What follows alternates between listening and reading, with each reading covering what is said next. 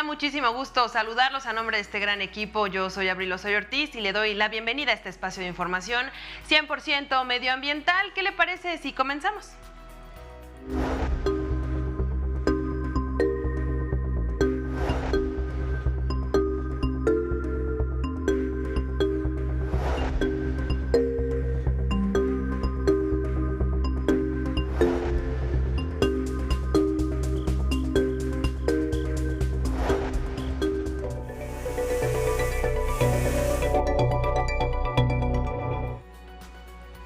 Pues científicos han reportado que la cantidad de dióxido de carbono ha alcanzado un nuevo récord este año. La Oficina Nacional de Administración Oceánica y Atmosférica informó que el nivel de dióxido de carbono, un gas de efecto invernadero, aumentó en comparación al año anterior. La institución Scripps Oceanografía fue la primera en comenzar a seguir el rastro al gas y se encontró con un aumento parecido generalmente. Mayo es uno de los meses con mayor cantidad de niveles de dióxido de carbono durante el final de la primavera y durante el verano. Las plantas absorben el gas. La cantidad de dióxido de carbono en el aire ha aumentado casi el 26% en 50 años. La quema de carbón, gas y de petróleo emite este dióxido de carbono, así es que el índice aumentó respecto al año pasado. Está un poco más alto que el de los últimos años, pero muy por encima al de la década de 1990. Y bueno, mediante un extenso informe, la organización ambientalista internacional Greenpeace reveló que tras analizar la muestra de agua y nieve recolectadas durante una reciente expedición de 3 meses a la Antártida, se encontró la presencia de microplásticos y químicos en el océano. La ONG destacó que 7 de las 9 muestras de nieve analizadas tenían concentraciones detectables de los químicos persistentes llamados sustancias alquiladas, perfluoradas y polifluoradas, y que estos químicos se utilizan ampliamente en muchos procesos industriales y productos de consumo y han sido relacionados a problemas reproductivos y de desarrollo en la fauna, por lo que hacen un llamado urgente para crear un santuario en el océano Antártico para proteger a los pingüinos, las ballenas y todo el ecosistema de este espacio irrepetible para nuestra humanidad. Y mire, la organización Oceana ha solicitado que la pesca ilegal no declarada ni reglamentada sea considerada como un delito ambiental. Esta práctica de alcance mundial mueve cada año decenas de miles de euros y daña el medio marino, poniendo en peligro los recursos pesqueros y todo el ecosistema. Así es que Oceana estima que la pesca ilegal representa el 20% de las capturas totales. Se calculan pérdidas anuales entre 9.000 y 20.000 millones de euros para la economía mundial, lo que es equivalente entre 11 y 16 millones de toneladas. El hecho de que la gran mayoría de los países no consideren la pesca ilegal como un delito está causando graves daños al medio ambiente y la sociedad. Especies de alto valor económico como tiburones y atunes son a menudo el gran objetivo. Esto deja en desventaja a los pescadores legales y reduce el bienestar socioeconómico de las localidades pesqueras. También en Tailandia, una ballena murió después de ingerir 80 bolsas de plástico. Vamos a verlo. Uno de los problemas más graves del planeta es la contaminación con plásticos. Este material cubre casi el 88% de la superficie de los océanos. En 70 años se han producido 8.300 millones de toneladas de plástico, mientras que al año se llegan a elaborar 5.000 millones de bolsas de plástico y al minuto se venden 1 millón de botellas de plástico que tardan 450 años en desintegrarse. Se cree que en el año 2050, en los océanos habrá más plásticos que animales marinos, lo que empieza ya a provocar la muerte de especies. Uno de los casos más recientes fue el que sucedió en Tailandia.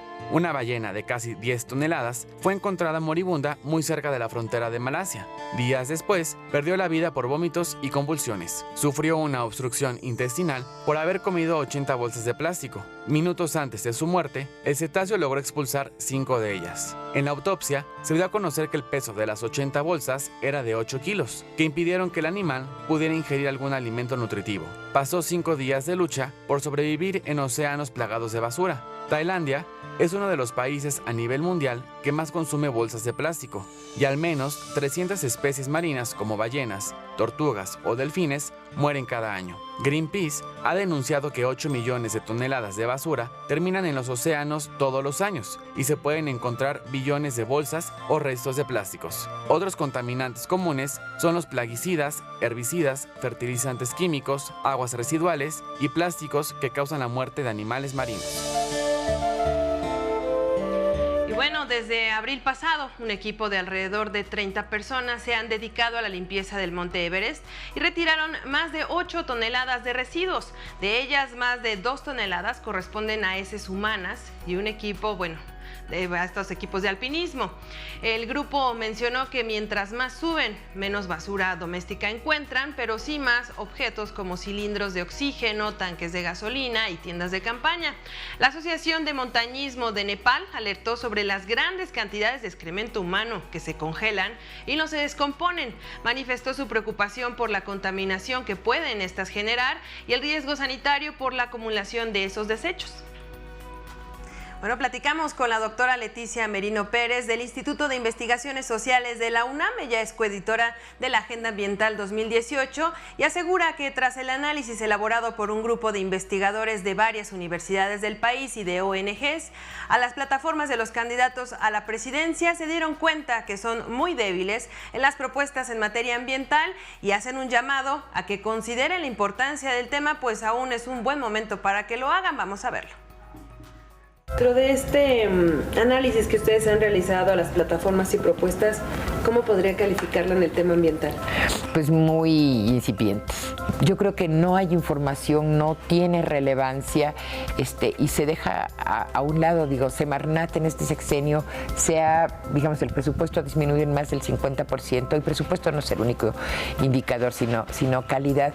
Y yo no veo por parte de las propuestas de las 3 plataformas, que existen, que se dé relevancia en serio, de manera sistemática, de manera completa a la problemática ambiental, y yo quisiera llamarlos a que lo hagan. O sea, tenemos en Mérida el debate sobre sustentabilidad, es uno de los puntos que se consideran, entonces yo creo que estamos muy a tiempo y quisiéramos oír propuestas más serias, más fundamentales. Yo creo que el tema ambiental debe de ser un tema que se trabaje conjuntamente con salud, o sea, todo el tema de contaminación, que el tema ambiental y de biodiversidad debe de incorporarse a la economía, igual el tema de la transición energética, lo mismo. Mares y costas, yo creo que dentro de la Secretaría de Economía, de la Secretaría de Salud, de la Secretaría de Educación, debe de haber trabajo sobre los temas ambientales que les conciernen muy fuerte. Zagarpa es otro lugar donde debe de haber criterios ambientales muy serios, y se relega todo a Semarnat, que es una secretaría de segundo rango, que no tiene mayor peso político, ni capacidad de influir en los grandes tratados, en las inversiones de política pública, más bien se subordina. El caso muy claro es minería y fracking, que pasan por la Secretaría de Economía, ni siquiera son regulados por Semarnat, que no tiene gran cosa que decir. Inclusive de nuestra capacidad de biodiversidad podríamos ser un potencial, ¿no? Es difícil trasladar la biodiversidad a valores económicos, pero sí, la biodiversidad de México es formidable. Somos el 5º país con mayor diversidad en el mundo. Sí, y creo que no lo hemos valorado. No lo entendemos. No lo entendemos, precisamente, sí. No hemos entendido. Y esto es un trabajo que creo que nos queda a muchos académicos, mostrar el valor de la biodiversidad y cuáles son los servicios fundamentales que presta la biodiversidad. Por ejemplo, el tema de polinización. Alrededor del 50% de los polinizadores han desaparecido. Esto es biodiversidad. Son desde abejas, insectos, murciélagos, aves, etcétera. Y si no hay polinización, nos vamos a quedar sin las fuentes naturales de vitamina, o sea, sin frutas y sin verduras. Entonces, es gravísimo. O sea, es un problema de alimentación, es un problema de salud y es un problema que no se ve y que se tiene que regular cuidando pesticidas, cuidando agroquímicos, que son un cáncer. Utilice la bicicleta, transporte público o comparte el auto cuando sea posible. Bueno, pues usted conoce cuáles son las afectaciones que causa la ceniza volcánica al medio ambiente. Bueno, pues hoy vamos a conversar con el doctor Ramón Espinaza Pereña, él es subdirector de riesgos volcánicos del CENAPRED.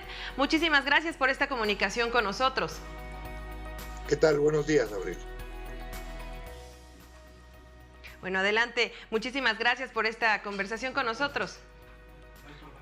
Aquí estamos, gracias. Dígame. Muy bien, pues estamos muy interesados en saber cuáles serían los riesgos que representan. Sabemos que existen varios riesgos a la salud, que son, por supuesto, efectos respiratorios, malestares oculares, irritación de piel, efectos indirectos, pero vamos a hablar de estos precisamente efectos indirectos cuando estos riesgos llegan al medio ambiente.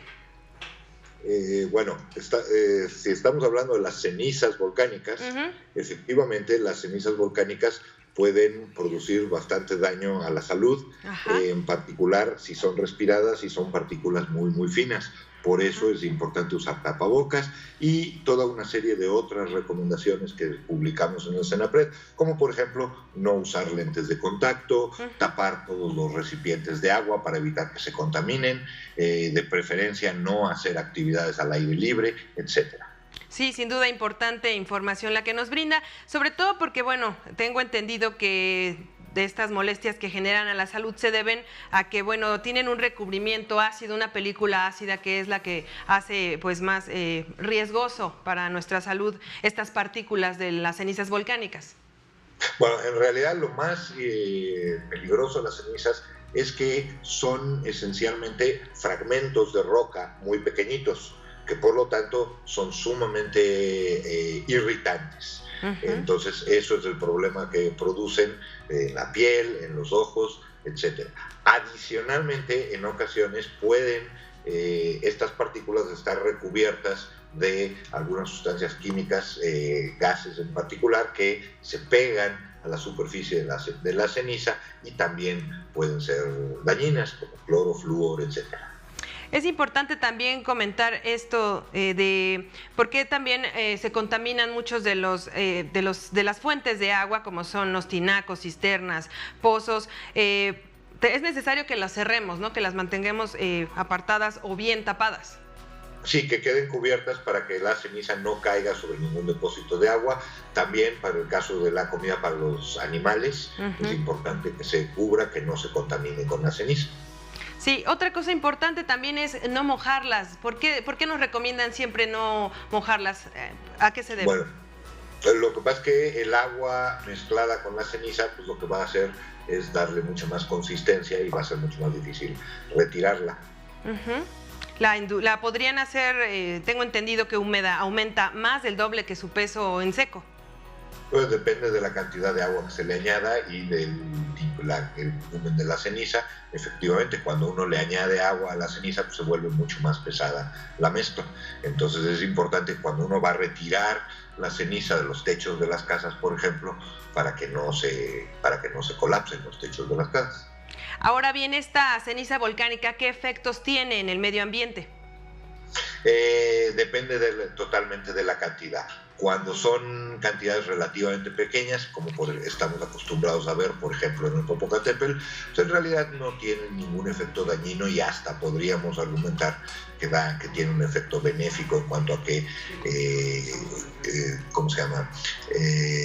van a fertilizar los suelos en cantidades pequeñas. Sin embargo, cuando la caída de cenizas ya es importante, más de 1 o 2 milímetros, entonces ya producen daño a las plantas, tanto porque las cubren y hacen que ya no puedan hacer fotosíntesis, como inclusive quemándolas directamente, no en cuanto a que forme una llama, sino que al entrar en contacto los ácidos que pueda traer la ceniza van a maltratar las plantas.